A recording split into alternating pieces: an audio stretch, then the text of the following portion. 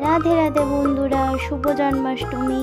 এখন ঘড়ির কাঁটা বিকেল 3টে, আর আমি চলে এসেছি গপু দাদাদের ঘরটাকে একটু সাজানোর জন্য, কারণ রাত্রিবেলা জন্মদিন পালন হবে। এদিকে চুনু মুন্নুরা বসে আছে, আর এদিকে আমাদের রয়েছে রাধা মাধব, আর বাইরে চলছে সাজানো গোছানো রান্না করার কাজ, তোমরা দেখতেই পাচ্ছ।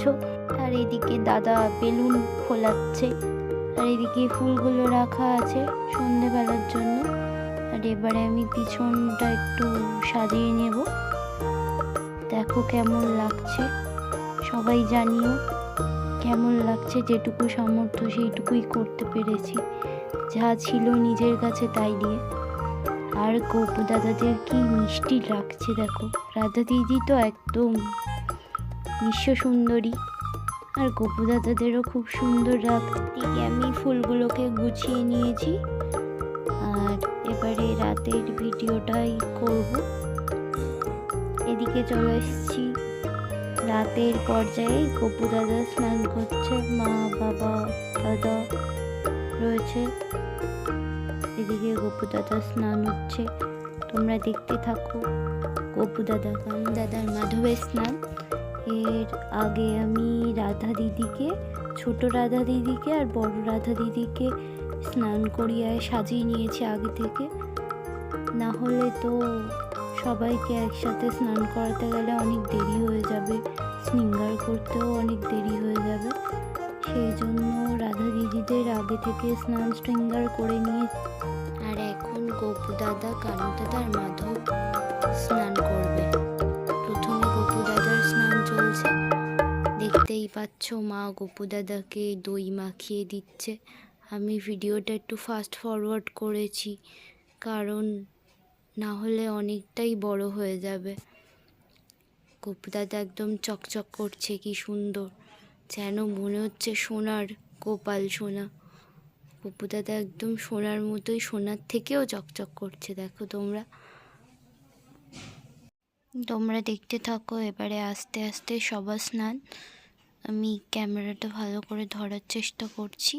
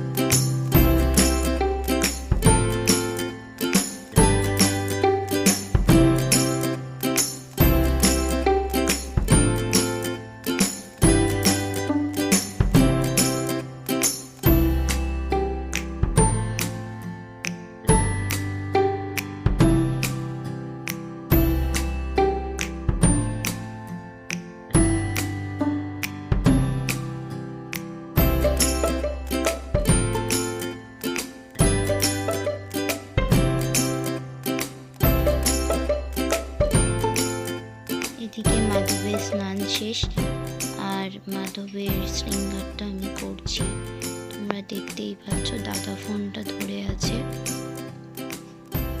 শৃঙ্গার সবার শেষ, শুধু মাধবের শৃঙ্গারটাই বাকি। মাধবের শৃঙ্গারটা আমি করছি। মাধবের শৃঙ্গারটা হয়ে গেলে ভোগ লাগিয়ে দেওয়া হবে, আরতির ভিডিওটাই এবারে করতে পারবো। ভোগ হয়ে গেছে, এবারে আরতিটাই মা করছে, আপনারা আরতিটা দর্শন করুন সবাই, কত সুন্দর লাগছে। শৃঙ্গারটাও দর্শন করুন, কেমন লাগছে অবশ্যই সবাই কমেন্টে জানাবেন। গপু দাদা, রাধা দিদি, কানু দাদা এবং রাধা মাধবের পোশাক এবং জুয়েলারি সমস্তগুলোই আমি নিজের হাতে তৈরি করার চেষ্টা করেছি, তৈরি করে কিছু পরাতে চেষ্টা করেছি। সবসময় তো আমরা কিনে পরাই, তো চেষ্টা করেছি একটু কিছু নিজের হাতে তৈরি করে পরাতে।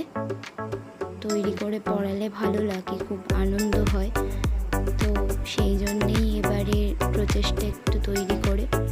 রাধা মাধবের যে কোমরে যে কোমরবন্ধনীটা আছে ওটা তৈরি করার সময় হয়ে ওঠেনি, তাই যে গোল্ডেন জুয়েলারি ছিল সেটা দিয়েই রাধা মাধবের শৃঙ্গারটা কমপ্লিট করেছি। তো আপনারা অবশ্যই বলবেন রাধা মাধবকে এবং আমার গপু দাদা, কানু দাদা এবং রাধা দিদিকে, ছোট রাধা দিদিকে কেমন লাগছে অবশ্যই কমেন্ট করে জানাবেন।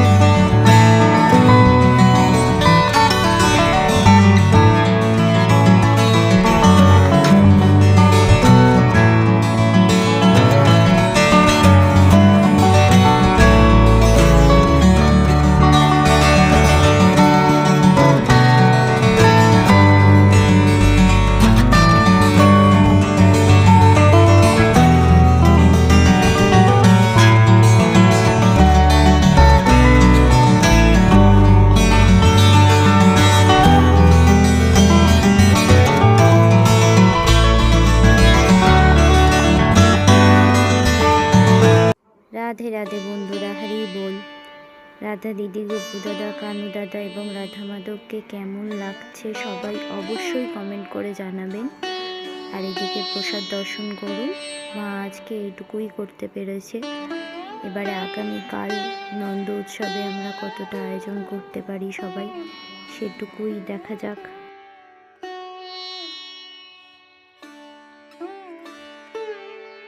শুভ সকাল বন্ধুরা, আজ নন্দ উৎসবের দিন সকালবেলা রাধা দিদি, গপু দাদা, কানু দাদা এবং রাধা মাধবকে খিচুড়ি ভোগ লাগানো হয়েছিল। আর গতকাল রাতে সাজটা খোলা হয়নি, আর ভোগের পরেই সাজ খুলে নতুন পোশাক পরাবো। রাধা দিদি, গপু দাদা, কানু দাদার এবার পোশাক ছাড়িয়ে একটু হাত পা মুছিয়ে দিয়ে আবার নতুনভাবে পোশাক পরিয়ে শৃঙ্গার করিয়ে দেবো, কারণ নন্দ উৎসব বলে কথা আর ভোজন গ্রহণ করার সময় এসে গেছে। তাই রাধে রাধে বন্ধুরা, হরি বল। দুপুরবেলা গপু সোনাদের প্রসাদ দর্শন করুন। তো মিষ্টি, ফল, খাবার মানে শুকনো খাবার রান্না নিয়ে 56 ভোগ লাগানোর চেষ্টা করা হয়েছে আমাদের। তো সবাই তোমরা সেই প্রসাদটাই দর্শন করো। আর রাধা দিদি, গপু দাদা, কানু দাদাকে নতুন সাজে কেমন লাগছে অবশ্যই জানিও। ওপরে টেবিলের ওপর এতগুলো ভোগ দেওয়া যাবে না বলে নিচে টুলের ওপর গপু দাদাদের নামিয়ে ভোগটা লাগানো হয়েছে।